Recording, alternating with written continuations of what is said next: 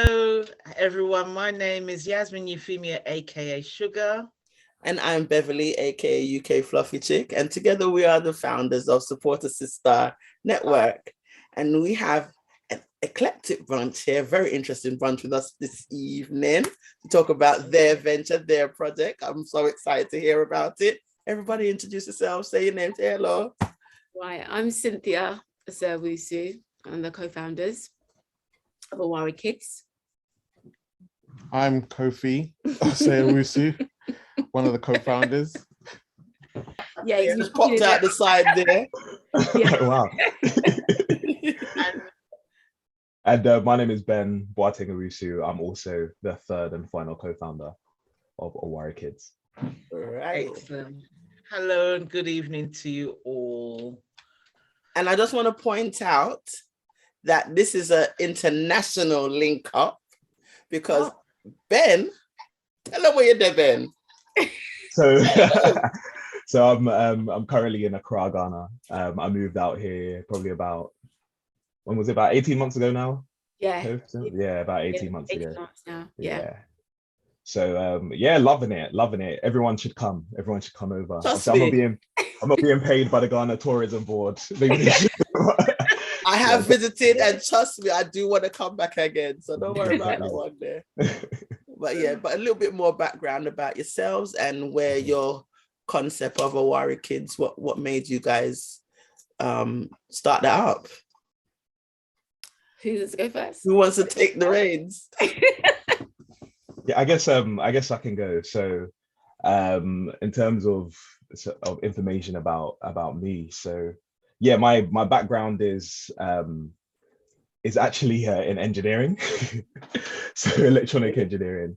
So I'm a car designer and developer. So I work within the automotive industry, basically taking cars from like sketches all the way through to manufacture. I've been doing that for quite a while. But to be honest, from a very young age, and I think it's testament to my family and Synth, there's always been both a technical aspect to me, but then also a very creative aspect to me. And I think growing up with my brothers, that's been something that has been a consistent theme. And the challenge that I've had is, how do you meld both of those sides together? How do I meld the artistic side with the highly technical side? And that's one of the things that I've been able to do, and we've been able to do as a team, and what we're working towards within Owari Kids. So for me personally, one of the key motivations came from actually going to Ghana and seeing kind of the environment there and really connecting with my heritage from there, and looking at what they had available for kids, but just in the media space in general. And one of the reasons why I was so blown away is mainly because I hadn't been exposed that much to what real life was like on the ground. Obviously, living in London for most of my life, being part of the Ghanaian community, you get a certain taste, but unless you're there on the ground, you don't really feel the same energy.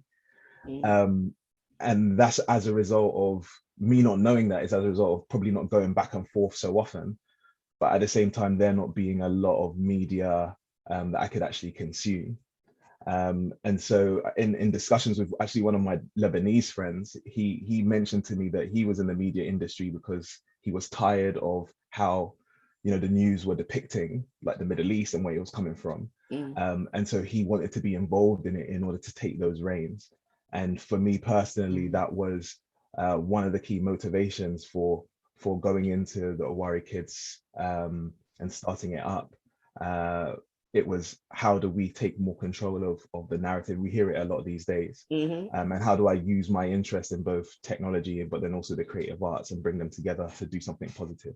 So yeah, hopefully that's not too long, but oh no.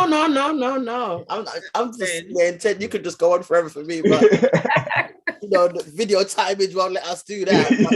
Because I really am excited about you guys' concept. You know what I'm saying? So where do you have go? Sorry, go on. Going on to there's two more people. And I was going there as well. I was just going to Cynthia. But yeah, all right, do your thing. Right. I'm, of course, I've introduced myself, but my background is in human resources and media. So the media has always been sort of like a secondary. I looked at it more like a secondary kind of hobby kind of thing, and I did more HR as a way of, making the money and keep it going and stuff. But my passion has always been in media, to be honest with you. When I think about it and I reflect, I think it's always been media. I got quite senior in terms of the level in HR, but I found myself kind of losing a little bit of the love for it and the interest in it. And I think because I kind of did all sides of HR. I did the union side, the sort of the corporate side, and I saw the whole sides of everything, because when you're like in the union side, you think, oh, I'm going to fight for people's rights. And then you realize that actually the people's rights, like the people are not always like straight and they're not always telling the truth. And you're there trying to fight and go, you can't sack them because, they don't mean it. And next you're confronted with a video that shows them doing certain things that you just look like, you want to do the lawyer thing that my client didn't tell me this stuff. I'm really sorry. I want to go. That's how it felt like. And then you're on the corporate side where you're like, trying to say this is how the business works. And then it's just the same kind of thing, really. And then you're having to explain and say, oh no, the business don't mean that they love you, really. They're not trying to make you redundant. No. And next you're sitting there and, and you're having to tell them, I'm sorry at this time, due to the business needs. So it's like that conflict constantly. So it was interesting. I have to say, I spent a long time in it, got, qualified and everything else, and there isn't that many of our community in that area. And it is very much a gateway into an organization. And there are ways, that you can get into organization once you understand the system. So that was that side. And then of course the media side is, I grew up with no kind of media like that, about us. And the best I can remember is like, I think there was this like puppet that used to be on the playground and she used to sing, I've forgotten her name. And then she used to be like, singing songs and stuff. And she looked like us and she had like Afro kind of hair, but you just didn't really connect. And then I reflect on things like The Lion King, the story of The Lion King. And when you look at the Disney, The Lion King, it's probably the only cartoon that they kind of use animals as a reflection of what's happening in a story. When you think of Mulan, it's actually, they draw real animations of humans in that country to reflect that culture. When you look at other parts of stories that they do, they use humans, but in The Lion King, they use animals as a reflection. And I want to see Simba as our Black boy, and I want to see, the Queen and the King as within our community to represent us. So I think that's where my heart is when it comes to Owari Kids, essentially. Okay. Huh? You got popping out from the sidelines there. Yeah, so my background is in art and design and filmmaking. So I've always loved kind of the creative arts, so I've always been in it. So I've always drawn, so I went to college first and I did general art and design. So I did kind of everything from ceramics to textiles, fine art, and I loved it. I was just in my element. So from then I specialized in industrial design. That was kind of my favorite aspect of the creative arts at that time. And I went to uni, did a degree in industrial design. And then I started working for my local council, doing advertising and marketing for like a young person center. So I've always kind of loved that creativity. For me, Owari Kids represents what we've always dreamt of when it comes to the media that we hoped we had when we were younger. So when I see because we've got kids now, and when I see them watching things that don't necessarily reflect them, it kind of makes me think that we're the ones that have to change the paradigm. And it's never been a better time, because the technology that weren't available there at that time when we were little, the technologies, the things that were too expensive or required too many kind of resources are now available to us. So it's time now for us to kind of put things together and kind of like get things going. So we've been kind of doing lots of research, putting things in place, and we kind of gathering ourselves, our resources. And, you know, when we all came together, it kind of just, everybody was on that same vibe, if you know what I mean. And everybody had been waiting for it for so long. And when you say everybody, you mean you three as a group? Yeah, because we kind of started talking about it, and it just kind of, it was just right, if you know what I mean. It kind of, it made sense. And collectively we had the skills to make it happen, because I eventually, so I eventually ended up as a television producer, ultimately, after working for the BBC for some time. Cynthia has been in media or most of her life, in one way or another. And we actually met in that kind of capacity. So we've kind of been doing it, dabbling in and out. And Ben, he's half creative, half technical, as he described. I would consider Ben to be the bridge between the creative and the technical. Yes. So it just makes sense for us to kind of do what we're doing. So yeah, it hasn't been easy, because, you know, everybody's busy with what also doing our day jobs, but it can be incredibly fulfilling when you see the things when we produce the things that we're proud of, and we put it out there and people like it, and the kids really respond to it. The kind of the pleasure is when I see my son repeating some of the things that I've created, or when I see my son, my boys kind of jumping around, listening to the music, and it's stuff that is from their own culture, and it's from our community, and it's just a beautiful thing. And I want that same experience I want to give that same experience to other families, not just our own communities, but it's important for other communities to see us in that way as well. For the message to fully kind of like digest and kind of manifest. So yeah. And when we say our community, I mean, I would say we're doing the diaspora, we're doing the Caribbean, and every type within the community. Every single part of our community, you know, those are in Mexico, those are in Cuba, those are in the West Indies, those are in USA, Canada. We're going to touch on all those, Haiti, you know, we're going to touch on all those areas, because we feel like they need to be reflected in the US, the UK, wherever we are, we need to be. So it's not just a one-way street where we're going to just show one particular culture in like maybe just Africa, but we want to show everybody within in the diaspora and everywhere that we, and also we want to show the interlink and build the bridge that the common, you know, that we've got a lot of things in common. But we don't realize it, because we're all in different parts of the world and we think that we're so different. But actually, you know, the way that we fry plantain in Ghana is like the way you fry plantain in Jamaica. Like, you know, it's. I went to Ghana and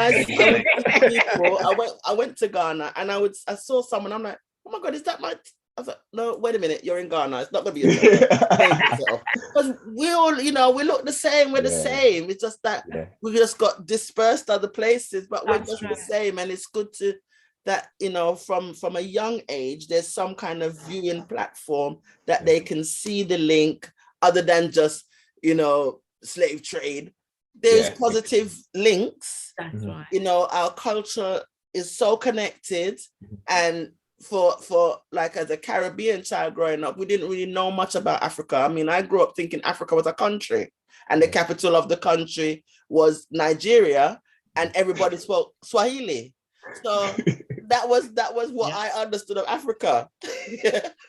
But so which is a great idea for a character though.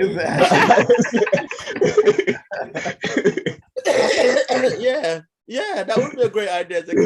One little Jamaican child trying to understand the African culture and how an African child probably teach them. See, I'm giving you guys ideas. Fortunately for us, we were privileged enough to grow up in an environment where we had a lot of kind of like diasporan influences. So we're all Ghanaians here, but we've all grown up in the UK, and we've all had access to the Caribbean experience. We've all kind of had access to also the African diasporan experiences and the Nigerian experience and the kind of a Sierra Leonean experience and so many other African or Caribbean and diasporan experience, the Black experiences. So we've been fortunate enough to kind of have glimpses of all of those, and they've all influenced us. The music, the food, the fashion, the language, everything has kind of like, and you can't just, we're not a monolith. There's so many kind of facets to us as a people, and it's just, there's so much to express. So we can't really, you can't really do it justice. You can't. You know, this is where it all came from. You know, civilization, everything. So there's so much to explore, and we're so excited because I think one of my favorite projects, we around the first time when we began, Ben was going around Accra and he was getting people to sing nursery rhymes that they used to hear. And it was amazing when we played it to some other people, it kind of automatically connected them with their younger selves. And they began to feel really nostalgic. And it's the power of kind of rhymes, the words have a way of kind of transferring us back in time. So it's just, there's so much to explore, especially because we assume it's just for the kids, but when the adults see it and hear this stuff, it takes them back. It's like a time machine. So it's so, there's so much to explore. I'm so excited. I think going back to what you mentioned, Yasmin, about who is it for, I think we've alluded to it being kind of for us individually, us as like a community, but then also those that are not kind of don't have any Afro-based heritage whatsoever. Essentially, there is a viewpoint that people have that's extremely outdated. But when you show them material that is intended for children, children's material is very disarming in general.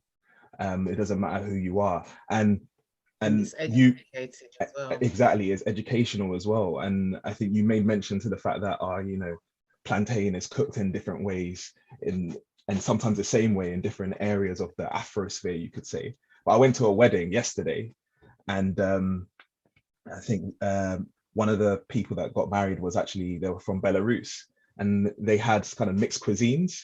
So there was a drink there, and they said, this is like Coke, drink some. So I had some, and I thought to myself, wait, hold on, this drink is mighty familiar to a drink that they sell on the roadside in Accra. And literally it's like made out of like this kind of grain. It's kind of like a malt drink, but it's not like super malt or anything like that. Super refreshing when chilled. I tasted it, I'm like, this is exactly the same. This is a traditional drink in like Belarus, Russia, etc. So there are connections even like externally, but someone of, maybe British heritage, French heritage, they wouldn't even think to say that they have anything in common with our cultures. And so that common ground also builds relationships outside of us and presents opportunities for development within kind of our respective nations and our peoples. Because essentially, if we don't see ourselves as rich and valuable, then no one else will see us in that way either. And so that's what we're trying to do. We're trying to elevate our cultures through the diversity and the commonalities, not just so that we can build from it, but then so other people can also invest in a healthy way into us. Because a lot of the time people come, and if they believe that you're inferior, then they'll never see you as a partner. Exactly. They'll see you as, let me go in there, take what I need, and then duck. So even if a well-meaning and well-intentioned kind of non-Caribbean, non-African, non-African American comes and wants to collaborate, a lot of the time it takes this weird shade of exploitation. The only way that we can get parity is if we elevate ourselves through a media first approach. And this is in some ways an experiment. Can we develop ourselves with a media first approach? Because we've tried like aid, we've tried kind of enriching ourselves through just business, etc. But can we use media as like the first kind of sharp end of the spear in order to change our own minds? I feel so, because I mean, media plays such a big part in people's mindsets and how they're influenced and what they're exposed to. So I think because everything comes on the media, so that is a great point to, like you said the sharp point of the arrow to poke your way through, kind of thing. Like I feel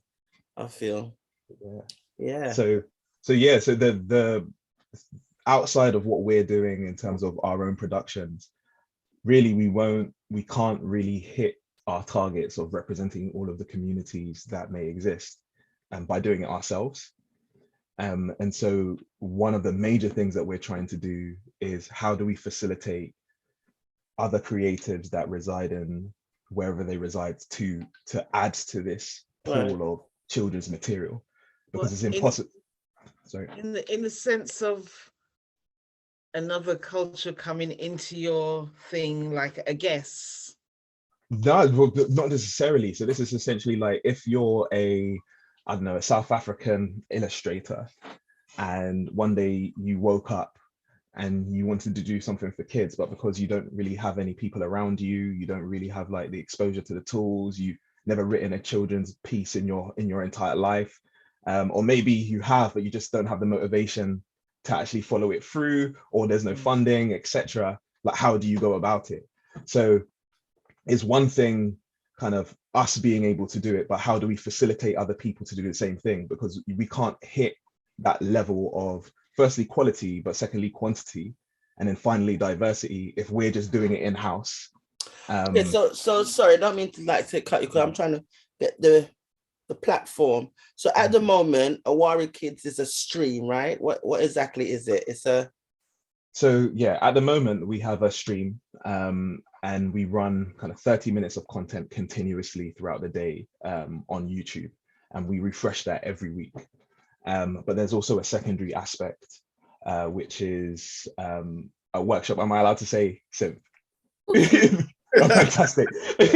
So we ran a pilot, and so later on this year we'll kind of roll it out properly. But essentially we have a workshop initiative, and this is kind of our first pilot experiment into trying to answer the question of, how do we facilitate the creation of children's media across people of our communities and backgrounds. Right.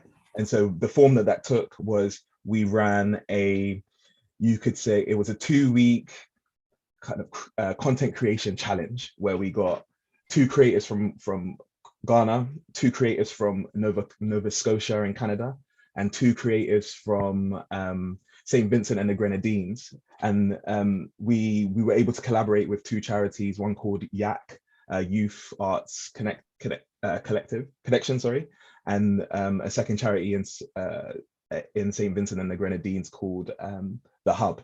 So essentially these are creative charities. So we partnered with them, and what we said was, okay, we're going to take you end to end through this creation process, and by the end of it you would have created a 5-minute pilot children's piece of content. And that's what we did. So January this year, we took them through that process, had 1 person from each country in each team. There were 2 teams, and in 2 weeks they made these pieces.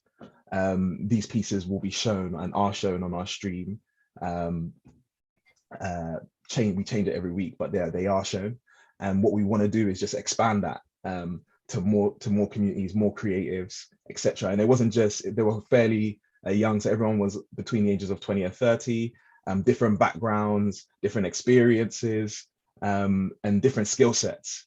And it was amazing. Like, we start the process by having everyone speak about their childhood, and that feeds into the story that's actually created in the end. And through that discussion, everyone has that thing of, oh, we cook plantain like this, or oh, we have that game where like we are, etc. Which is one of the reasons why we chose Owari as the name, because So what does Owari is Owari mean? so Owari is a game. It's a game played, and I don't know if we had 5 minutes, I could quickly run and grab it so you could see. But it's a counting game where you have beads in multiple pots, and you pick them up and you have to like distribute them around, and the game kind of goes as 2 players. And so that game, they're known as Mancala games, known throughout like Caribbean, Africa. Different countries have different names for it, but in Ghana it's called Owari, or what we call Owari, same name. And what it means is to marry. So the word for marriage in Tree, one of the Ghanaian languages, is wari. So it's said that 2 couples playing that game are said to be in like endless love. So we've taken Owari to be both fun because it's a game. Secondly, education, because it's used sometimes to teach kids how to count. And thirdly, because of the bonding aspect, and that's that marriage, because we're trying to bond through generations and through cultures, bond people to really the source, and what Kofi was saying earlier about kind of Africa being the birthplace of humanity. So that's basically what the word means. And so we wanted to have something that was recognizable throughout all of these different cultures, but still specific to the Afrosphere. And through that whole process from the workshop, there were so many connections that were made of people's life experiences, and all of those fed into the story. So we want to do more of that. So on one side is, us creating the Owari owned, Owari kind of bespoke content, but the other side, and the side where we can have the most impact, is actually how do we facilitate people across the globe who are from these environments to actually make. And that's again through the tools, through know-how, and then through like actual resources, being funding or connections or exposure. Okay. Wow. I know. I don't know what to say. I don't even know where to go next, because there's so many facets there. It's like, which direction do I go with that one? Stage where you'd expect Owari to be in 10 years' time. We'll have to start again, won't we? I'm gonna have the dream. Where is Owarikids? The next step for Owarikids. Should we let Ben carry on, because he's writing a little. No, you go ahead. I need a break. He was on a roll. He was on a roll, honestly. But yeah. Well, there's several kind of milestones that we'd like to kind of hit. I like Benjamin said, that we want to be able to facilitate as many people as possible creating content, especially in our own communities, because we found that there's so many creatives in our community that don't get to create representative content. So we want to really kind of like expand that what we're doing with the workshops, so that we can help a lot more people of color creating content that reflects their cultures, and in different places. So like we did with the workshop in the Caribbean, and we did in Canada. What was really interesting, especially in Canada, was that there was a community of Black people who lived in Canada, who've been there since slavery, and they have their own kind of culture, and we were completely unaware of this. So it was really interesting kind of connecting with them and seeing the similarities that have kind of come out of their cultures with the rest of the larger Black experience. So things like that, it's just constantly amazing to us how wherever we are as a people, we still connected, and we still have so much in common. So one of the things that we definitely want to do is do a lot more of that, because it's really, really fulfilling. Kof, if I can Sure. answer the question. Like, yeah. That is it's interesting. And then we come back to Cynthia, because I don't want to leave out Cynthia. The reason, because like this specific question is very close to my heart, and it's one of the reasons why in the UK specifically, I've got a lot of friends that are musicians. Kof, you've got a lot of friends. Synth, we know a lot of people that are in the music industry, for example. Let's just take the music industry as an example. A lot of the people that we know, they're doing it as like side hustles, or it's seen as something that you can't really make a living from. So immediately, if you want to produce the best quality, you have to go against society and sacrifice a lot of what you can do. Otherwise, you're either going in as kind of maybe like a back-end vocalist, or you're joining some other place that can actually your music teacher, for example, because it can give you a stable income. But all of that time you're dedicating to someone else's stuff, you're not creating from your own self. And it firstly reduces the amount that you can output and your quality and proficiency. That's if you even are in the industry. A lot of us are still doing like our day jobs, etc. And this is speaking of people in the UK or in the US. Well, US is a bit better because the industries are more established. But for the most countries is similar to the UK. And then you go to kind of places on the continent or places in the Caribbean where the revenue generating opportunities in general are even lower. And so it's less of a physical blocker of, okay, I want to create, but like, I don't know how to, but more of a case of, yeah, I want to dedicate some time, but I need to eat. So where is that actually coming from? So part of the blockage is how do we actually like make it viable for someone to be a creative, especially in the area of children's media, generate content that is representative, but still put food on the table. So that's a very big aspect. You have other aspects like, you know, exposure, skills and talent, etc. But one of the largest aspects is funding. Like how do we bridge that gap? Yeah, and I think I want to add on to that. I think for me, it's also that I think something that Ben touched on it from a cultural point of view as well, across diaspora and within our communities. There isn't that. I don't think media has been respected enough as a viable option. You know, the usual is you go to become an accountant, you go become a doctor, you become a lawyer. Those are sort of the solid things that have been engineer. Oh yeah, and the engineer, yes, Ben, in the engineer.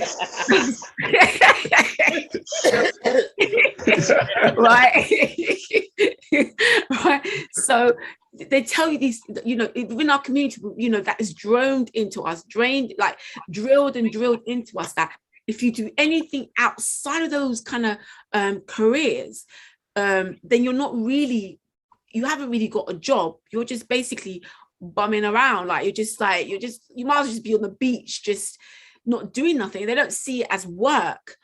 And I think the idea for Owari is that we want to show that actually it is work, it is viable work, but it's fulfilling work. But also it's like exactly what Ben said, if we don't do it for ourselves, no one's going to show up to do it for us. And actually, I don't want anybody else to do it for us, because no one knows us more than we know ourselves. We live the culture, we know the culture. And one of the things that we find that even when other communities are trying to portray us in their like their media, cartoons and stuff, the culture is always a mismatch, you know, where they try to superimpose maybe a British culture, and it's like into the storyline, while actually maybe that's not really how we operate in terms of within our community, you know. And I think the culture sometimes is definitely a mismatch, and there isn't that, people can't relate or link to it. Do you know what I'm saying?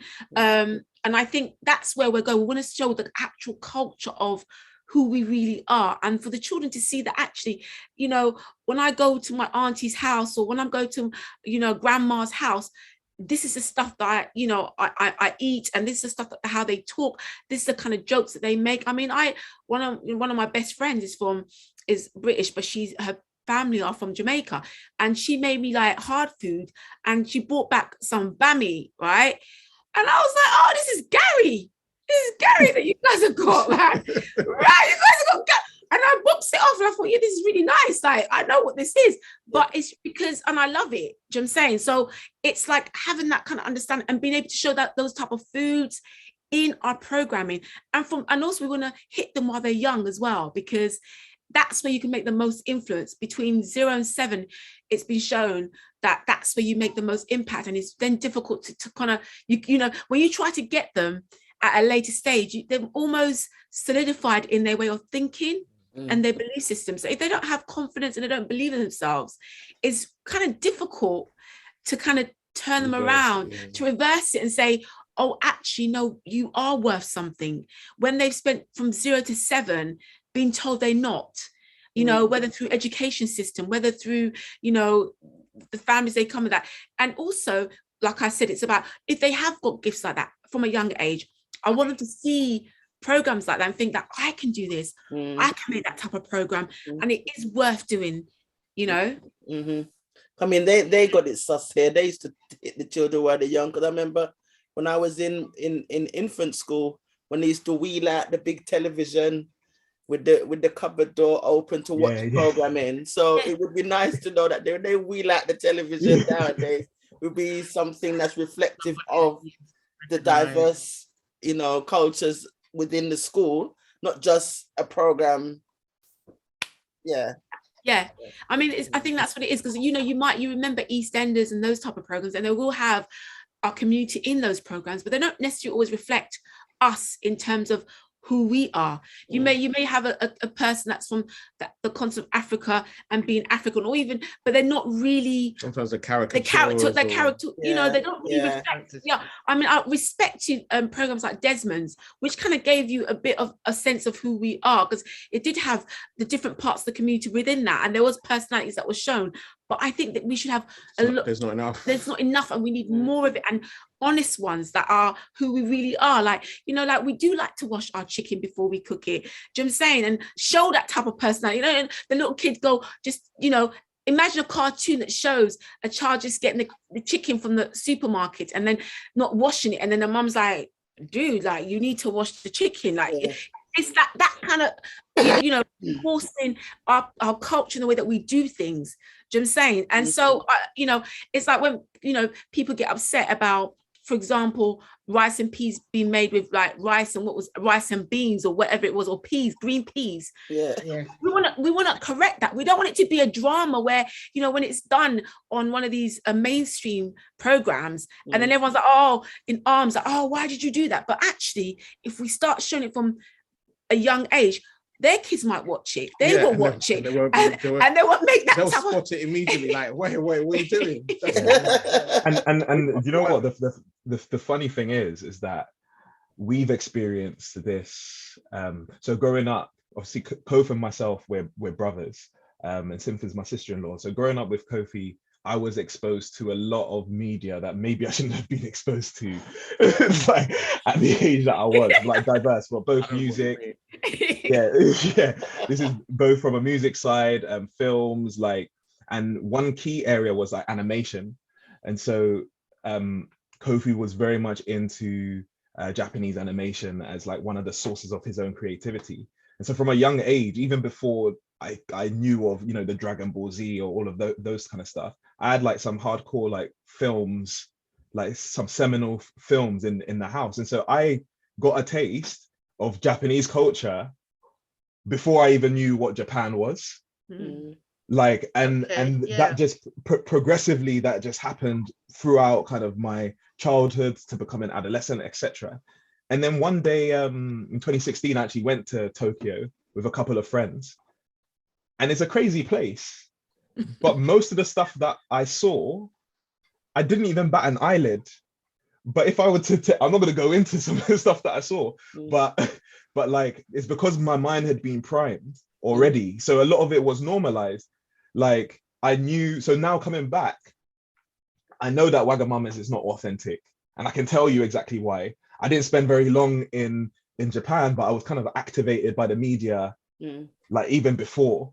And so a lot of the times, like even when I went to Ghana first, when I moved first, there was a lot of things that I was shocked at and confused at, even though I had been had the experience in a Ghanaian community in the UK. And if I had more media, there wouldn't have been that. The process would have been much smoother. Obviously, you have to adjust anyway. But these are the things that we're trying to do. Like, how do we really put that foundation without having to spend, I don't know, like 5, 6, 7, well, up to £1,000 on a plane ticket to actually go there. So And when it comes, sorry, Sim. After you. I mean, it's definitely, I agree with you. And it's also sometimes, as one of the things that people also want to explore is like language and stuff like that. Other communities, they invest in their young to go into like classes in the evening, weekends and so forth, to learn about specifically about their culture. And we do have some similar things around, but it's not like connected, and it's not always well funded, or there is a lack of commitment or even knowledge of whether it exists or not. And I think that what we want to do is that we want to make Owari Kids like a gateway to start that conversation, to help to understand that there is going to be another language that's going to be spoken, and we're going to explain what that language, what that word means. And hopefully that's going to be a spark for a child to think, oh, let me go and find out about this culture, that culture. Even the way, I mean, one of the programs that we've got is called Learning World. And one of the things that we inputted in there was making sure we talk about birthdays, but birthdays within our community, because we celebrate birthdays differently in our communities around the world. And one of the areas that we looked at was there's a community in Africa that celebrate that your birthday is not the day that you're born, but the day that you was a first thought in your mother's mind. So when your mother thought of you first in her mind is the day that is your birthday. And that, to me, it's and they have a special song that they sing throughout your whole life. So these are sort of conversations that we need to be having and exploring and explaining, that even the way that it's normalized, that birthdays, having a cake, candles, that's not something that we necessarily do. We do it our birthdays are celebrated in a different way, and I want us to explore that, and I want the children to see that. I want to celebrate that. Sorry, Ben, I'm gonna keep quiet. No, definitely. So I think, like, to kind of go back to what you were saying on where do we want to be, I think it can be summarized in a few ways. So number one, as the go-to place to have for parents, that parents can know, if they want to have those early conversations, we are that spark. Like, we are that place that you could come to have those early conversations and understand what you didn't even know you didn't know, or at least be introduced to the stuff that you didn't even know you didn't know. Definitely. In some ways. And it's not necessarily explicit, like this means that or that means that, but sometimes you'll see something you're like, why did he just do that, or why did that kid just do that? So that's one area. The second area is exactly what Kof said, which is regards to how can we inspire, connect, provide resources for more and more creatives across the Afrosphere to actually produce children's content and make it something desirable and make it something that's accessible through the workshops or whatever vehicle we end up using eventually. And then the final thing I think to add is basically, if we can have the same impact on someone in Japan that Japanese media had on me growing up, then that's a win. That's a win for us. Is a win where someone lands in Jamaica or St. Kitts, or some random place in Buckhead in Atlanta, or Accra, Ghana. They're not going through some huge shock. They can integrate, they can recognize stuff, they can say a couple things in the same way as they're aware of France and they're aware of London and they're aware of these types of places. So yeah, those are, I think, some of the three kind of main areas for the impact that we really want to have. Okay, like they have what's the name, like how they what's that program now, Dora, is it Dora?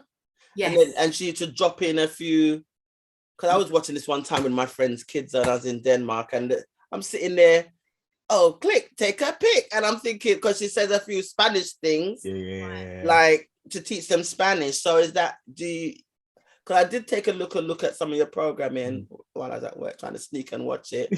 So like, do you have program where you guys are kind of putting in like even just the basic language words for the different cultures that you're covering, where people get to learn like at least some elementary words? No? Do you guys have programming like that? Yeah, we've got quite a few. I mean, one of them was obviously I mentioned about Learning World. Learning World, we've got one that there's a section where we do numbers, for example, and we do the number section in other languages.